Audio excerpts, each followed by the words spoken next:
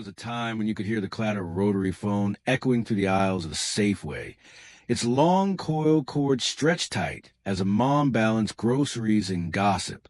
You were probably holding a pogo ball, bouncing across cracked Texas sidewalks, gripping it with all your might, hoping not to fall. Pop rocks fizz on your tongue like fireworks, and your biggest worry was getting purple Kool-Aid on your shirt before your Saturday morning cartoons ended. The TV played low in the background, Knight Rider, maybe Alf, while your dad flipped a burger in the backyard and your mom hollered from the kitchen, "Turn that thing down!" That thing was the clapper, and it almost never worked when you wanted it to. After cartoons, it was Showbiz Pizza, if you were lucky, with animatronic bears playing keyboards while you dropped quarters into blinking arcade games.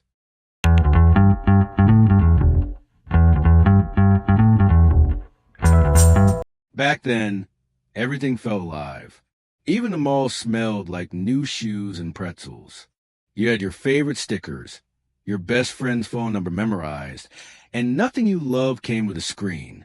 If you remember any of this, you remember Texas when it raised kids, not just housed them.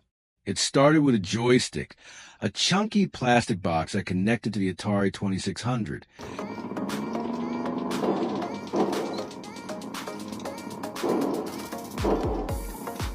And suddenly your television was not just for watching, it was for playing. You were a pixelated, dodging other pixelated dots, and it felt like magic. The game cartridges slid in with a loud click, and you always had to blow into them if they refused to work, like some secret ritual passed down between siblings. Then came the Nintendo Entertainment System, gray and red controllers with cords that barely reached couch.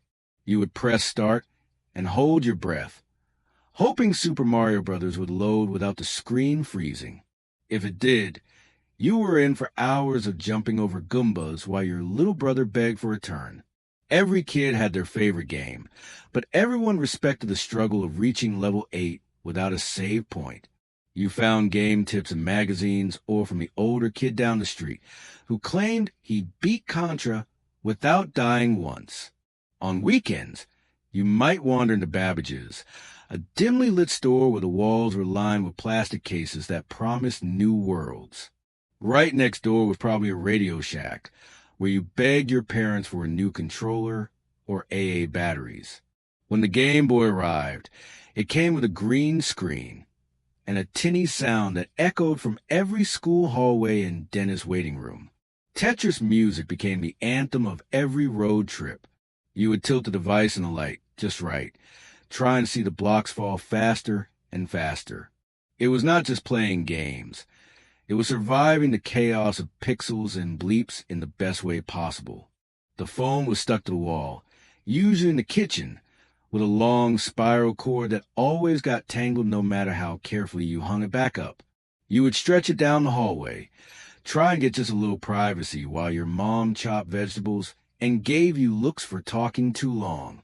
That rotary dial clicked and spun, and if you messed up a number, you had to start all over again. There was a certain rhythm to it, a slow patience you do not find anymore.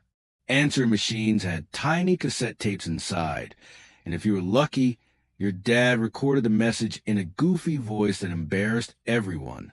Eventually, the clapper came into homes, promising a futuristic life where lights would turn off with a clap. Half the time, it would go off when the dog barked. Then came the camcorders, big shoulder-mounted machines that made every birthday party feel like a movie set. The VHS tapes were labeled with Sharpie and stuffed into drawers, next to half-recorded soap operas and taped-over football games. And who could forget the car phones?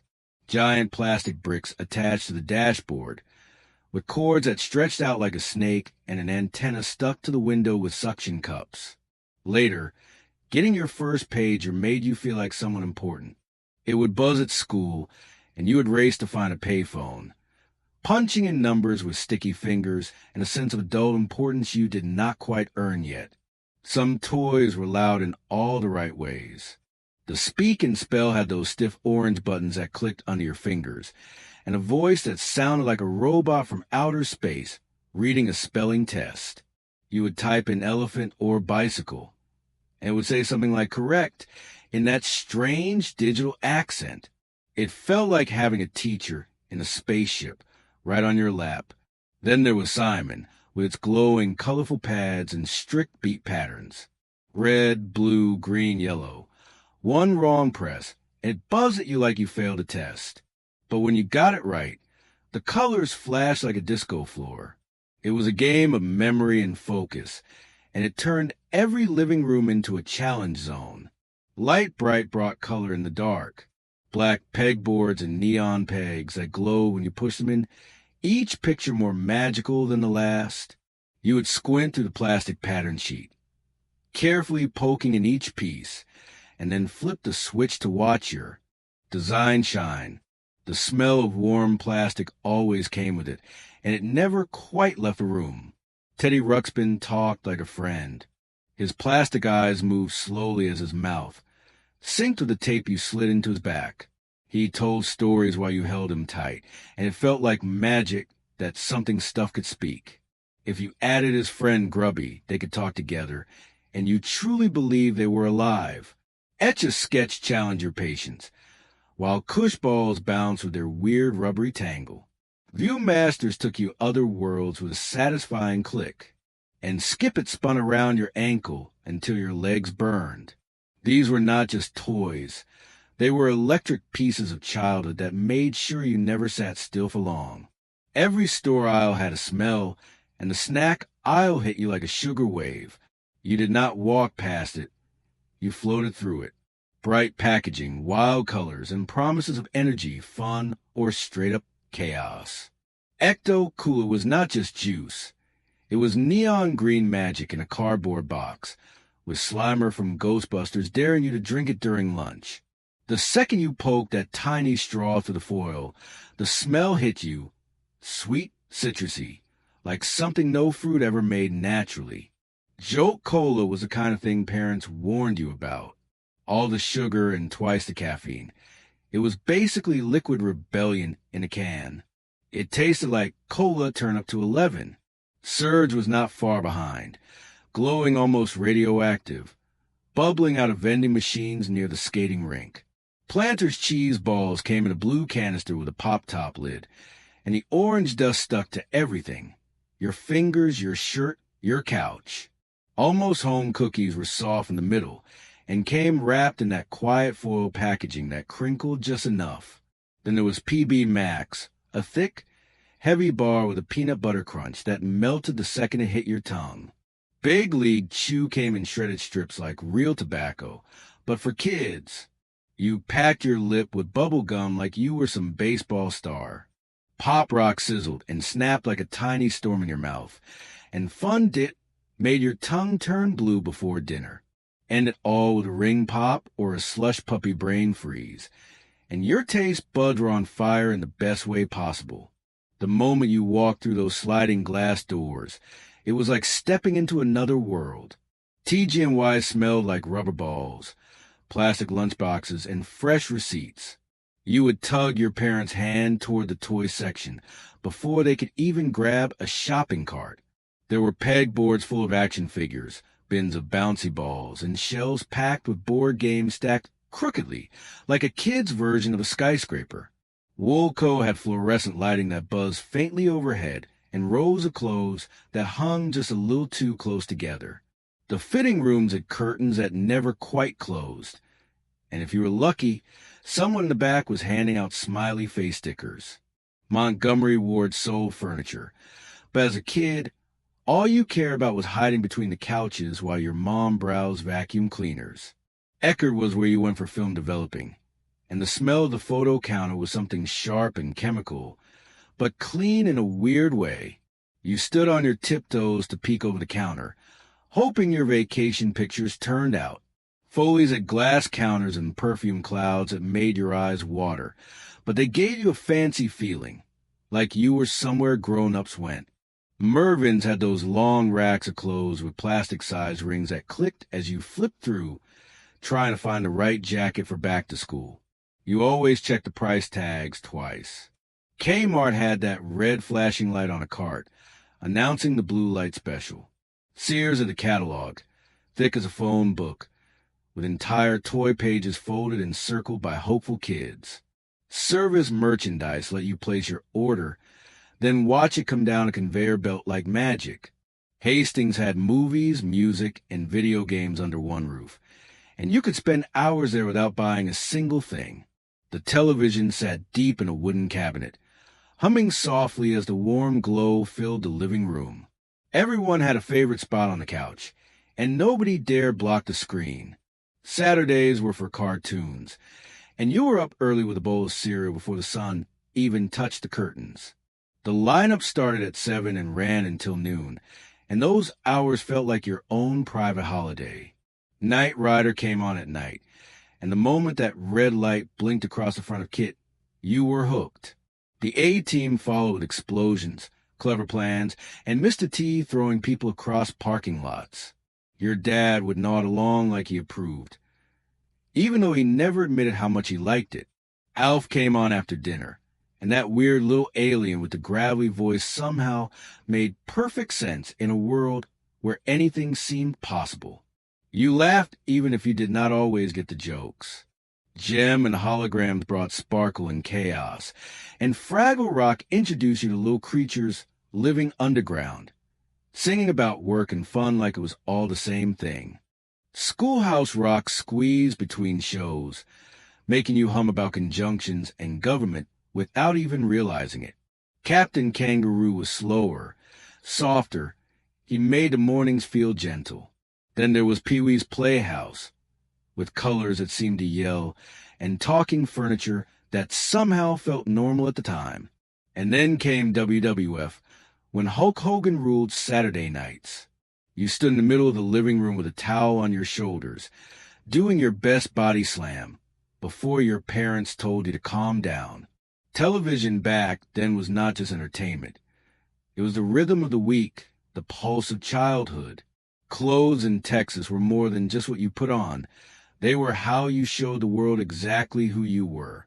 One minute your shirt was purple, and the next it was blue, thanks to that magical, heat-sensitive hypercolor fabric. You would breathe on it just to watch it change, amazed every single time like it was brand new.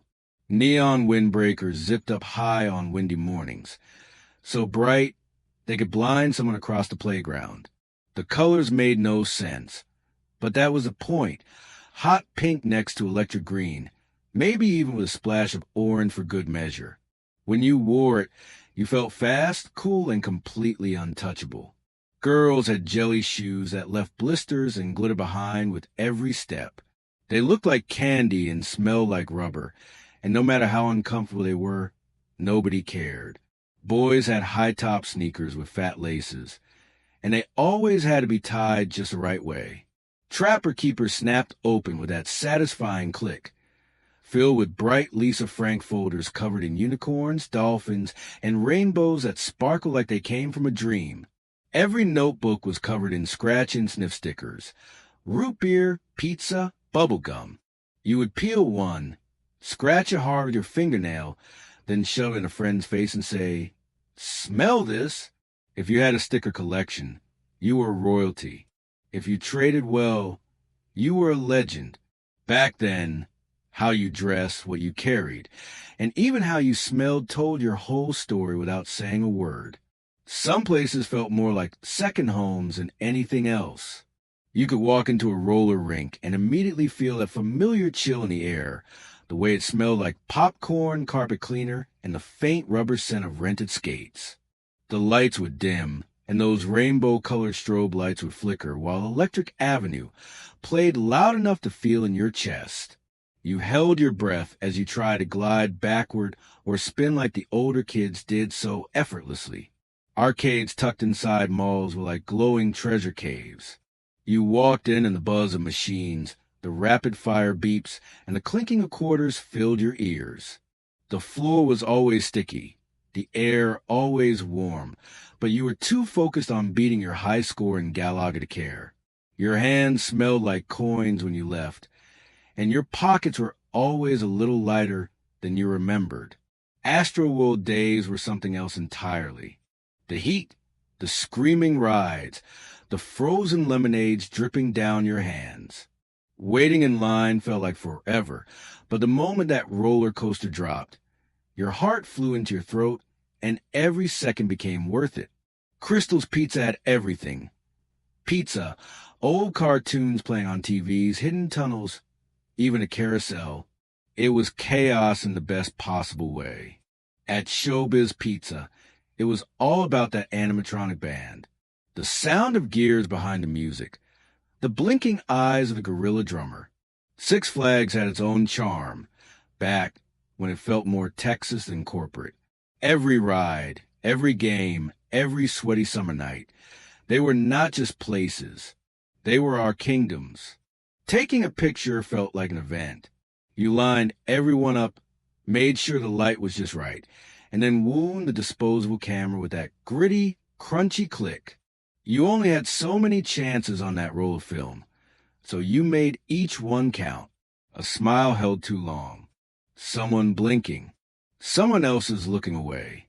And yet, when those glossy prints came back from the drugstore, you remembered why it was all worth it. The Polaroid was pure magic. A whirring sound, then a warm square card slowly sliding out. You held it by the edges, waving it through the air even if it made no difference. Watching that ghost of an image come into view was like watching a memory develop in real time. Birthday hats, frosting faces, backyard sprinklers. It all lived inside that little rectangle. Every family had that giant VHS camcorder. The one dad hoisted onto his shoulder like a news anchor. He would hit record and suddenly become a director, zooming in on your face during Christmas morning or scanning the room during a school play. You could hear the motor spinning inside, recording everything onto a tape you would probably forget to rewind. And those flash cubes, the way they popped with a bright spark and left a ghost ring in your vision, that sound, that little moment, is something we never knew we would miss. Before GPS and smartphones, getting to a big Texas event meant folding out a paper map and trusting Dad's sense of direction. You would all pile into the station wagon, windows down, a cooler in the back, lawn chairs tied with bungee cords, and head toward a landmark you could see from the highway. That big hole in the roof of Texas Stadium was not just famous on TV. It was where legends played, and where you swore you could feel the ground shake when the crowd roared after a touchdown. Over in Dallas, Reunion Arena held everything from hockey games to monster truck rallies. The lights were bright, the nachos were salty, and the echo of the announcer's voice bouncing off the walls still rings in your ears. Everyone in your row would share programs, and when your favorite act finally hit the stage, it felt like the whole building lifted off the ground. At the Balinese Room in Galveston, elegance met mischief. Grown-ups remembered it for big bands and neon signs, while kids were drawn to the mystery of it all. And if you ever made it out to Waxahachie during fair season, you probably ate too much cotton candy, watched the demolition derby, and stared up at the Ferris wheel that looked 10 stories high. Then there was Gillies, part honky-tonk, part rodeo, part carnival. You did not just hear country music there. You lived it. The air smelled like beer and sawdust. And if you were lucky, someone let you ride mechanical bull. Those places were more than destinations. They were memories with walls around them. A backyard birthday party back then did not need a bounce house or party planner. It needed a folding table with a plastic tablecloth, a sheet cake from Safeway with too much icing, and a stack of red Solo cups filled with Kool-Aid that turned your lips purple. You would blow out the candles in one breath, and someone's mom would slice the cake with a napkin stuck to the knife. Once the sugar kicked in, it was chaos. You would run barefoot through the grass, chasing someone with a water balloon, and duck behind a swing set like it was a battlefield.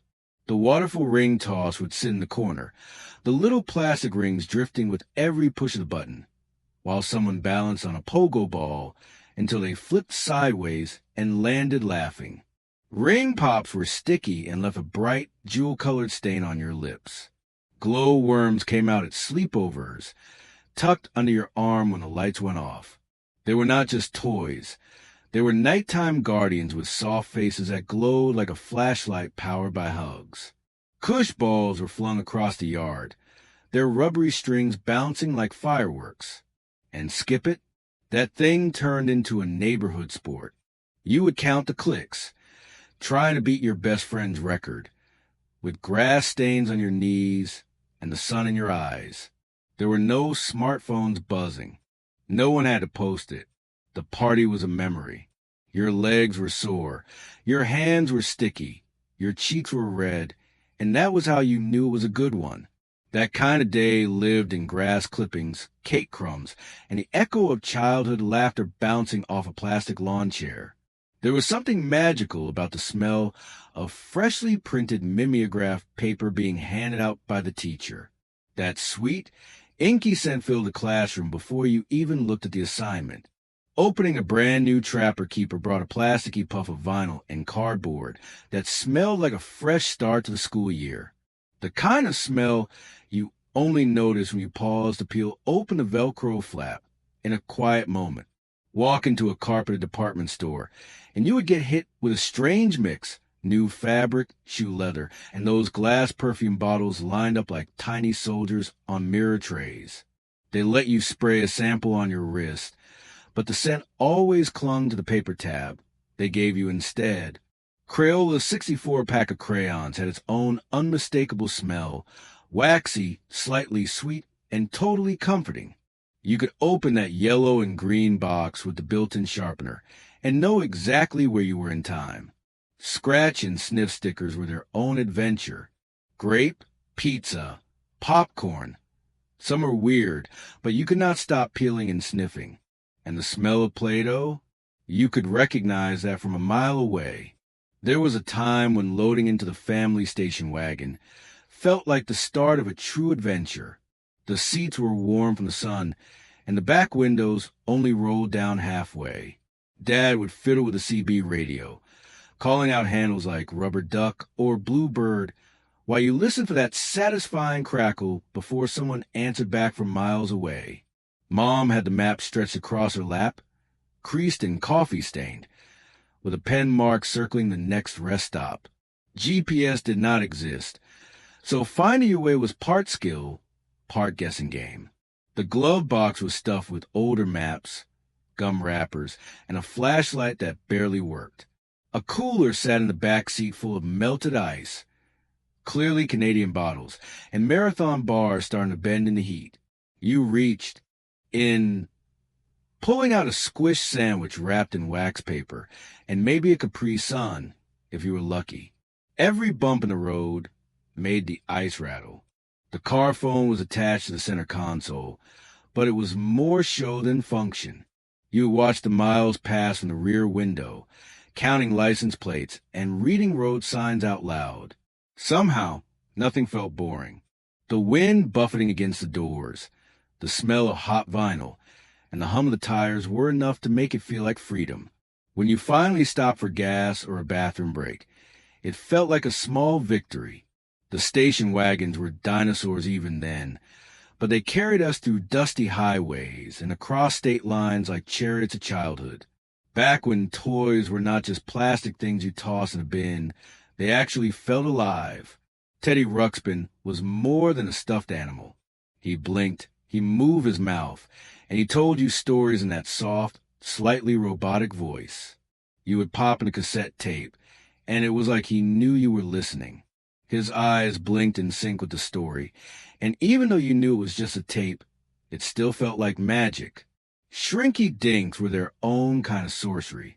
You would color them carefully, not go outside the lines, and then slide the flimsy sheet into the oven.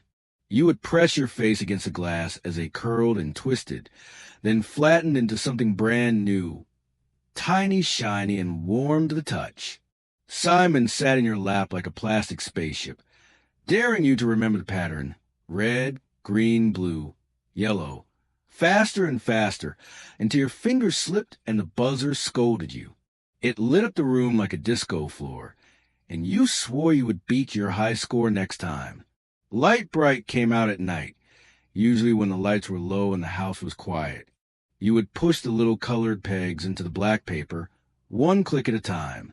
The tiny bulbs behind them would glow softly, turning your messy pattern into a glowing masterpiece.